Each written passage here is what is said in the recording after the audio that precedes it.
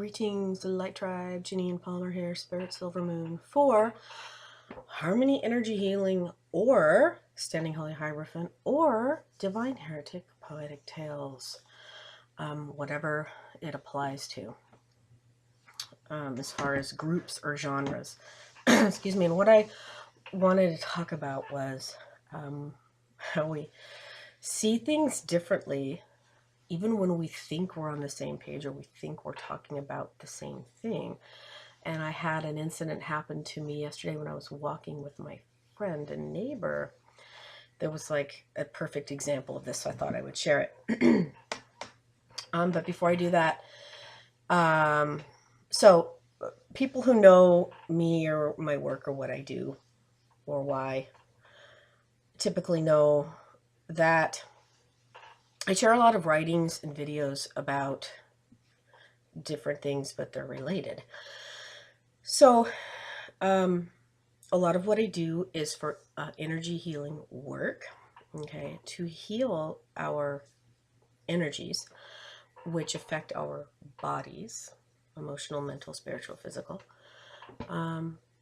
which is connected to thoughts and programs and blah, blah, blah. And I write a lot of spiritual things, and mostly it comes out in the form of poetry, and usually they're long, rhyming pieces of work with different messages in them.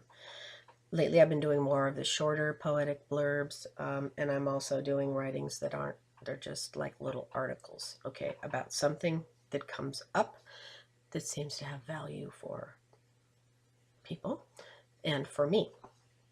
And so I write a lot about side taking, how there's so much of that going on, and always has been, really, with mostly with politics and religions. And then maybe we come to a place along our individual journeys where we move beyond that, and that's a place of freedom for a lot of people. Sometimes we have to let go of things to get there, and some people don't want to let go of things. Some people aren't even ready to let go of their pain, even though they're tired of suffering. It's an individual journey. So people are in or drawn to particular things for whatever reason.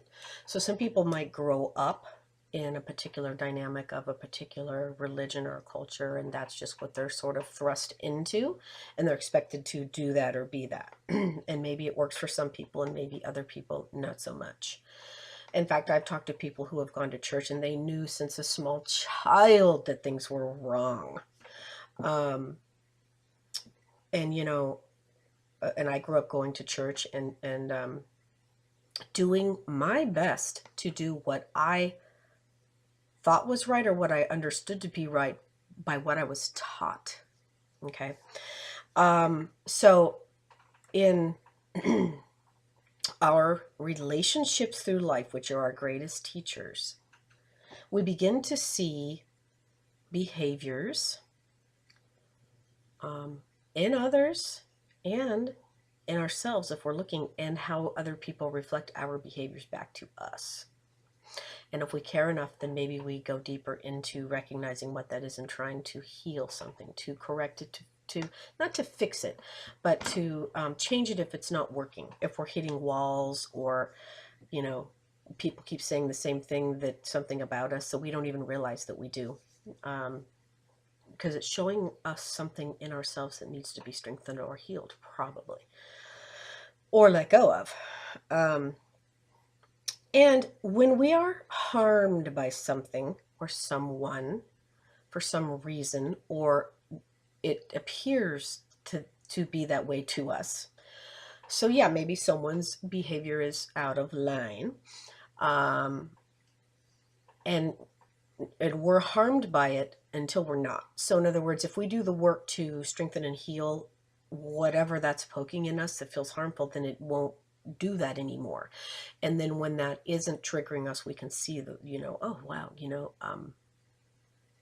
you can see the work that you've done, how you've raised I suppose, your vibrational level, or however you want to describe it.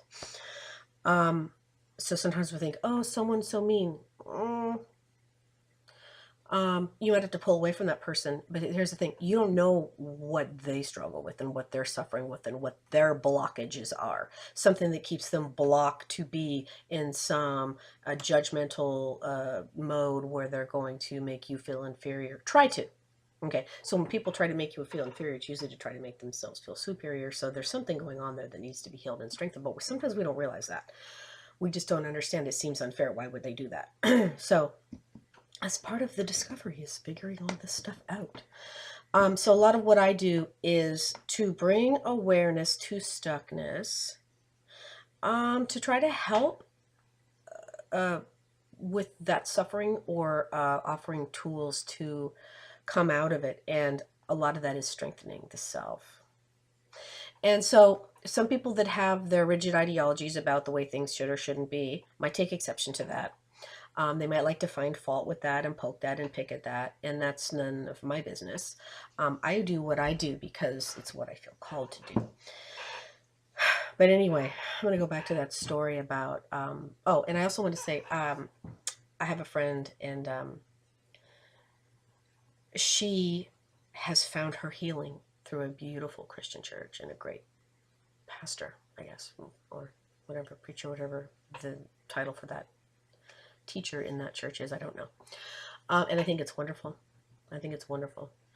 We find our healing in different ways, through different things, different experiences, or different people. It's different for everyone. Some people have been harmed by religions. You know, if you haven't, that's great. And if you have, it's a teacher. Okay. So to me, religions are supposed to point people toward God. Religions are not God, but they point people towards God. So if they can find that connection to God, which is actually in themselves, through a church, that's great. But some churches might like to try to keep you stuck and control you, and they do it through fear. I'm not just talking shit. Some people are very aware of this fact.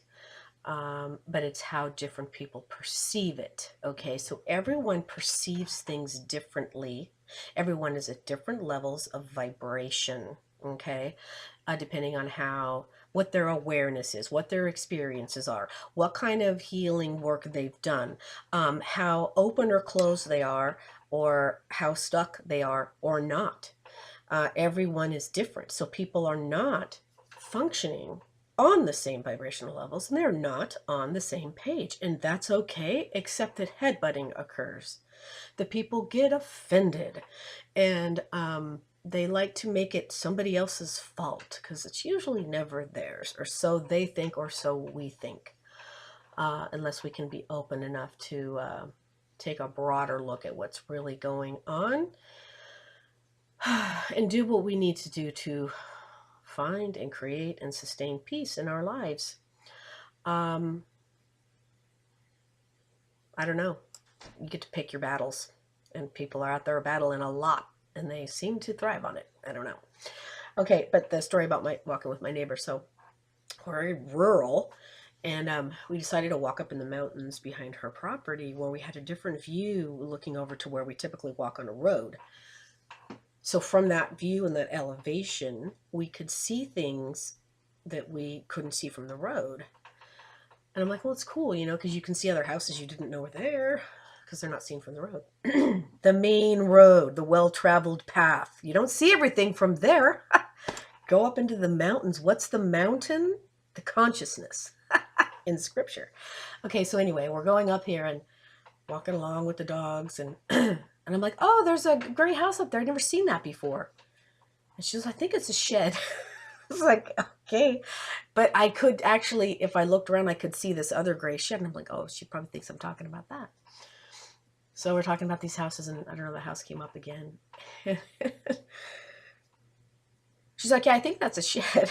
And I said, it has white framed windows, a fireplace, and a porch with a rail. I don't think it's a shed. And then we came down, and there was one of these like hay barns, like with a metal roof on stilts, just like a partial shed. And that's what she thought I was talking about. It had a gray roof. The one I was talking about was a gray house with a red roof. I'm like, it has a red roof, porch with rail, windows, white framed windows. So anyway, I'm like, there's a house on the hill over there. And I'm pointing, and she's not seeing what I'm seeing. She's looking at something else. She's looking at a shed going, I think that's a shed. So we're gazing in the same direction, but we're not seeing the same thing. And we're talking about what we're seeing, but it doesn't jive because we're not seeing the same thing. We're walking down the same road and we're not having the same experience. It's okay. And what corrects that? Communication. Communication. Let me give you more detail. White roof, red roof, white framed windows, fireplace, porch with a rail. Sheds don't have those. And she's like, okay, wait, well, we must not be talking about the same thing. And then when I saw the shed she was talking about, I'm like, oh, hell no. I guess that's not even a full shed. It's like, I don't know what it is. It's just, it's a roof with stilts. So anyway, it's interesting that sometimes when we're talking about things, we're not talking about the same thing, even though we think we are. And even talking about scriptures, like my favorite scriptures of the New Testament are John. And guess what? If you want to even learn more depth about that, read White Eagle, The Living Word of St. John by White Eagle. Look up White Eagle out of the White Eagle Lodge in England. Amazing books. Unbelievably powerful books on spiritual growth. He calls it spiritual unfoldment. Unfoldment isn't even a word, but it works. And I have studied a lot of scriptures about Jesus, not biblical scriptures, because I wanted to learn more. I wanted to learn more about what Christianity really is, or was supposed to be, but it isn't. And I had to branch out. I couldn't stay in a dogmatic box. I couldn't stay with one particular book or one person trying to tell me how to understand that book. That is an individual journey. And the more, I've said it before, the more I learned about man-made religions, the less I liked them, because I saw the flaws and the errors and the incompleteness. That's my limited perspective to date. That's my understanding. I'm still learning. But my connection to Jesus, to the Christ, strengthened greatly. Okay? So to each his own. And so sometimes there are people out there that are doing good works, even if you don't recognize it, even if I don't recognize it, even if we don't recognize it. There are people out there doing God's work. Remember, God works in mysterious ways. If we're finding fault with something, we're not doing enough work on ourselves. We can recognize that things need more awareness, that they need more love, that they need healing. And we can't do that healing unless we're asked. But we can put something out there, and if it finds a person and it resonates, great. And that's for that person to decide what that means to them. So we can recognize that stuff needs to shift, and we can do our work to attempt to help shift that in our way if we're coming from a place of goodness and grace. At least that's what it is to us. And other people might try to find fault with us. So broad spectrum, we can say, I feel like the world or humanity needs love, and I'm going to do it in this way. And people may or may not agree. They may or may not like it. Okay, but, to individually, target someone, to individually look for fault in someone and try to bring that person down or put that person down is really reflecting something in you that needs attention. So that's just something to ponder. Peace, blessings, love, and light.